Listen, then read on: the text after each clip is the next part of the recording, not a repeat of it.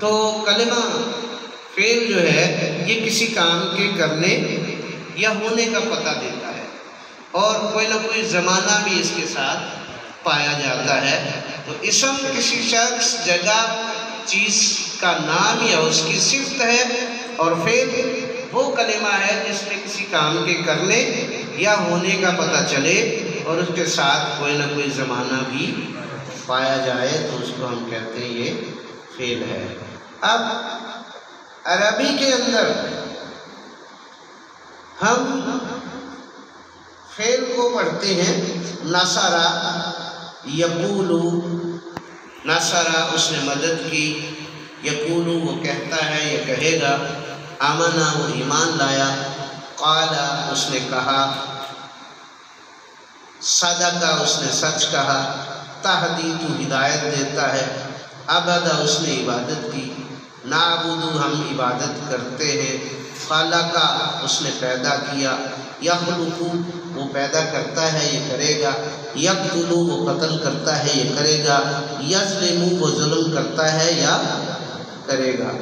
یہ اسم کلمہ کی دوسری قسم تھی، فعل جس میں کسی کام کا کرنا یا ہونا ثابت ہوتا ہے اور کوئی نہ کوئی زمانہ بھی پایا جاتا ہے، یہ کلمہ کی دوسری قسم ہے۔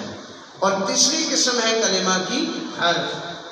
ابھی آپ کے سامنے حرف کی جو سلائیڈ ہے وہ آپ کے سامنے ہے، اور حرف وہ کلمہ ہے جو نہ تو اسم ہوتا ہے نہ ہی فعل ہوتا ہے، بلکہ یہ اسموں اور فعلوں کو آپس میں ملانے کا کام کرتا ہے، اسموں اور فعلوں کو آپس میں ملانے کا کام کرتا ہے، اور اگر یہ الگ استعمال ہو تو اس کا کوئی فائدہ نہیں ہوتا، اس کا کوئی معنی نہیں ہوتا۔ تو یہاں تک ہم نے عزیز شرکاء ہم نے اسم کے بارے میں پڑھا، فعل کے بارے میں پڑھا، اور حرف کے بارے میں جو حروف ہم قرآن میں پڑھتے ہیں ان کی سلائیڈ آپ کے سامنے ہے۔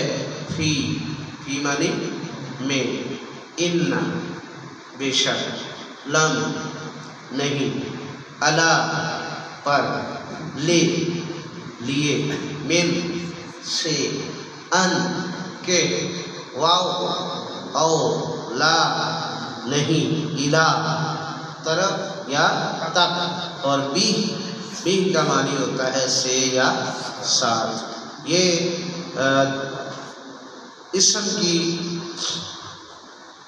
فعل کی اور حرف کی تعریف کو ہم نے سمجھا ہے۔ اسم کسی جگہ کا نام ہے، فعل کسی کام کو کہتے ہیں، اور حرف اسموں اور فعلوں کو آپس میں ملاتا ہے۔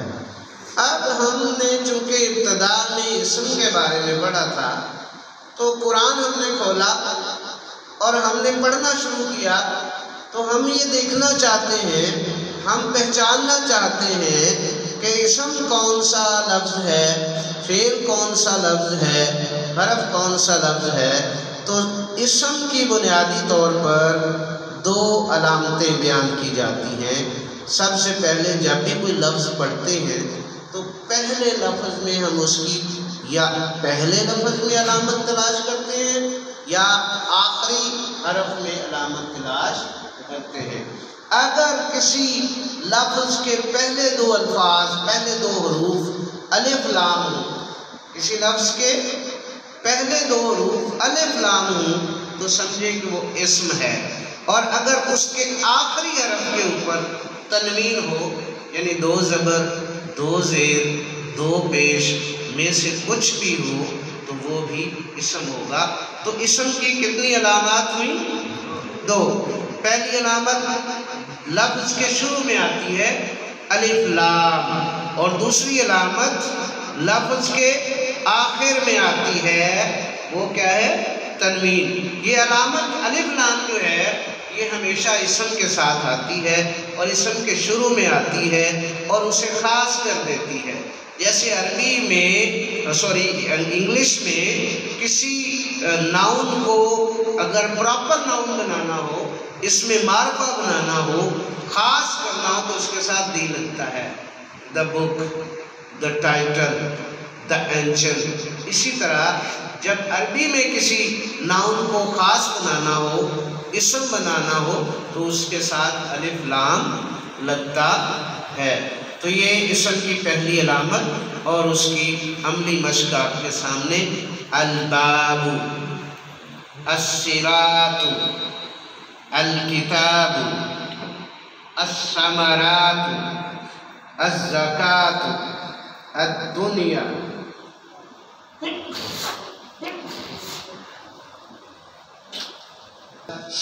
الدنیا، الارض، الموت۔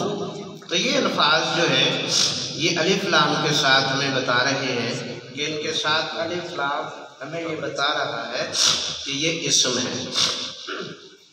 جیسے الرسول، النار، العذاب، البقرۃ، المال، البنون، بنون کہتے ہیں بیٹوں کو، القمر، چاند، الشمس، سورج۔